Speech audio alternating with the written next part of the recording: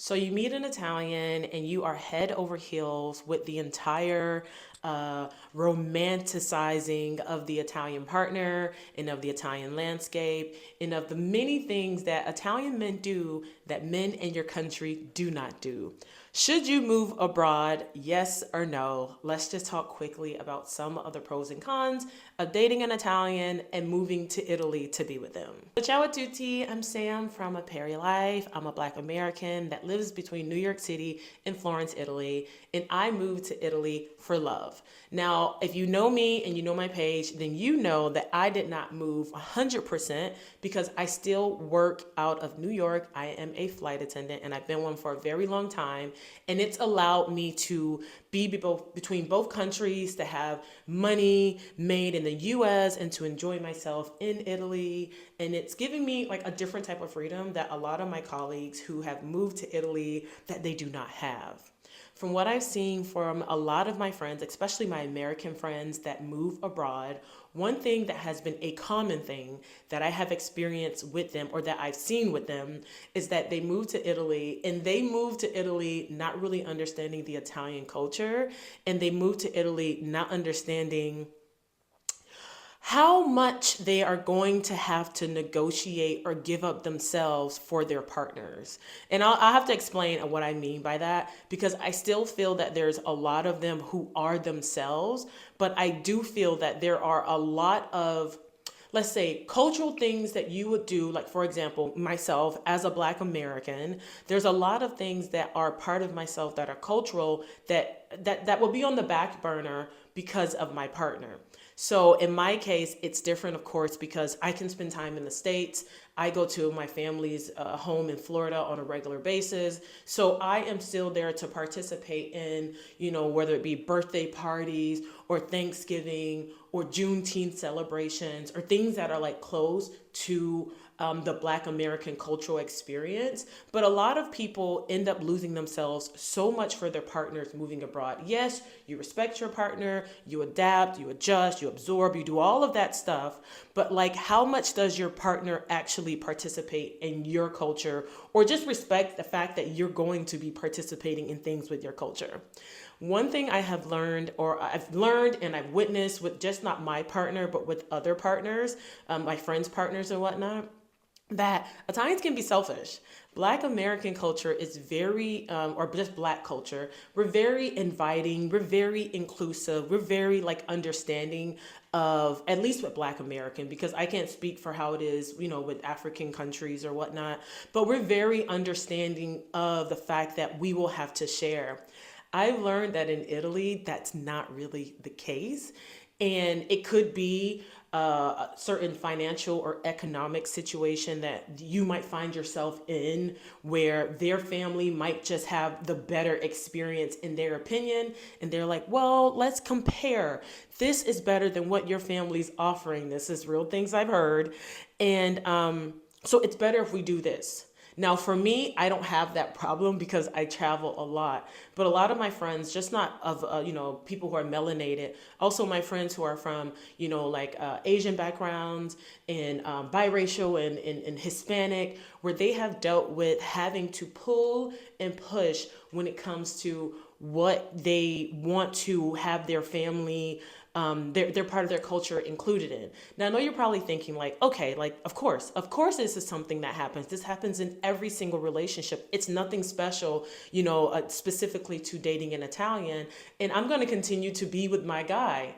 I get what you're saying, but when you've moved to another country, or what you're thinking, and when you move to another country for another person, you realize how much little time you do have with your culture, and you want to experience it and celebrate it as much as possible. So that's one thing, right? You find yourself in a situation that every time you turn around, you're like, shit, I've spent every single Christmas or every single Easter with these people, and no one has asked about my family, or no one has asked about like, oh, if you don't come, it actually is a problem. So that's the first thing. The next thing is it's really hard to make friends when you are living, I don't want to say in other, I can't speak of France and all this stuff, but in Italy, it's hard to make friends. And it's hard to make a solid core of friends that understand that you are there to be your friend, be their friend, and vice versa. And it's not a networking experience, it's not a stepping stone, it's none of that stuff. And when you come to another country, especially if you're coming from the US, you find yourself, and sorry guys, there's some lawn men on the ground floor and they're doing something really funny with the hedges. So they're distracting a little bit.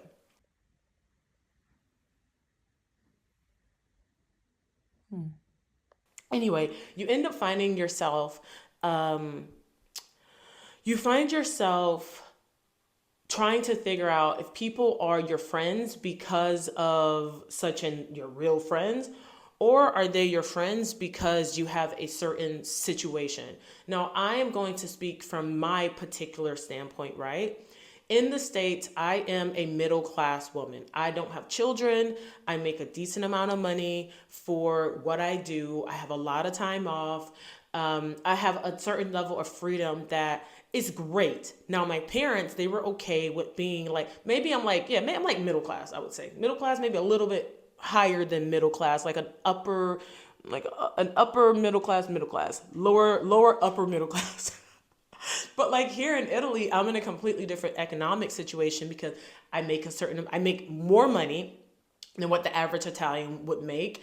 And if my memory serves me correct, they're making like between 1,700 and like 2,300 a month. The last time I checked the numbers, they work like a dog. And then if we're gonna be honest about like my partner in his situation, my partner's an entrepreneur. So there is a different realm of finances and things of that sort that I am able to, in people, in social groups that I'm able to like interact with that I didn't realize before that I had that situation. So you start to see like, are there people who are with you because you know people, because you're in a position that you can help someone get a job, or because, all these different things where you have to really, really, really start to almost censor yourself and put up some guards because nobody wants to be taken advantage of. No one wants to be used. And that's kind of what I've dealt with. And in other cases, with some of my other friends, let's just say they're middle class here, they're middle class in the States, they find themselves around similar people. There's still this awkwardness of, the meeting friends as an adult that we've all had before. But you also have the why are you here? How did you get here? What's your situation? How long are you planning on staying here? Do I want to bother investing time in literally a person that's going to be here temporarily? And that's something that you really have to go back and forth in because making friends is time consuming, guys. It's time consuming. You've got to like you spend money on dinners, on this, on this, on this, on tons of different stuff. It is a lot. And so you really have to start to like take into account how you invest your time and your finances. And I understand like Italy reminds me of more of like what my friends who've moved out to California have said about making friends versus what my friends and my experience in New York has been. In New York, it's like you walk up to a bar, you can kind of make friends with just about anybody to a certain degree or extent. In Italy, it is very much so, it's closed, it's who's that person, it's who they connected to, where do they go to school, they're Italian, but are they Florentine, are they Roman, are they Milanese? Like you have all of these different like things that will kind of like put you in this little box and separate you from other people. And for me, it's awkward at once again, I'm from the East Coast. It's more of a kumbaya, my lord type of situation. So that's another thing that has to be taken into consideration. If you are a person that is coming to Italy for a guy, he's your friend. And you think kind of sometime that his friends might become your friends a little bit. No. Even more so than you would have in the States. Hell no. So that's another thing. Next thing is, are you willing to actually step back from what your career possibilities are going to be or were for this person? because what I see with a lot of people who end up moving to Italy for a guy or moving to another person for a country for a guy, a lot of time their expertise is not able to be translated into that country. So let's say if you went to school and you got a master's or a PhD in I don't know, in whatever, in business. That's common, right? Here, it means nothing. Here, it means nothing. And the chances of you getting a job here, especially because most people, I feel, when they have partners here, they are not aware of what they don't know Italian. I don't know Italian. I have some friends, of course, that, they are Italian speaking and they do work within the Italian industry. But a lot of them, you speak to them and they're like, oh yeah, I have a PhD back in the States from such and such. And it's really shocking and surprising because they might be doing a job that is almost seen as like basic level in the States. But like how you might meet a taxi driver in the U.S. and he's like, oh yeah, in my country I was an attorney or a doctor. It's kind of like that, and I feel like Americans, we are used to everyone like kind of like accommodating us. So there is this type of, if you are willing to take a step back and actually be a housewife. I don't know how it is for guys. I feel that I think it's a little more difficult. I think it's a little more difficult for guys.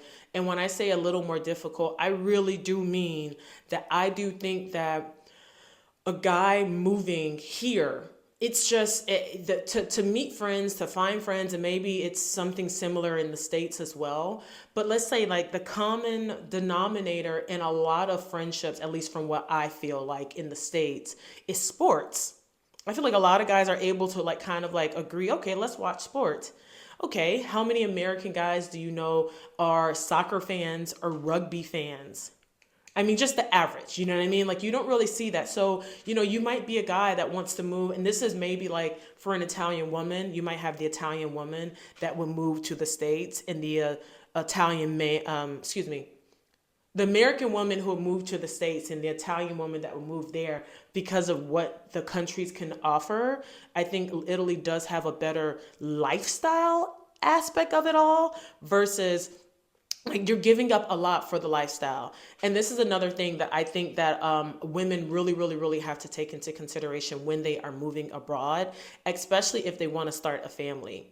Before I go on to the next topic, I think it's important to just note that women do tend to sacrifice a lot in relationships. And this is something that happens, all over the world. It's not like isolated to Italy, but in a lot of cases, the woman does have the support of friends, the support of family, the support of the bureaucratic process. Let's say if you're going through postpartum depression, you know how to like express yourself, and it's taken seriously. I think it would be BS if we made it seem as if, let's say, Italy, as if it was not like a patriarchy and that women were still fighting to have certain rights or whatnot. And then also, let's just like be honest about like the social pressure, even when it comes to the physical of it all, of your body changing, of, if you're having some health issues, yes, it's cheaper in Europe, that's for sure. But there's so many friends that I know who have gone through like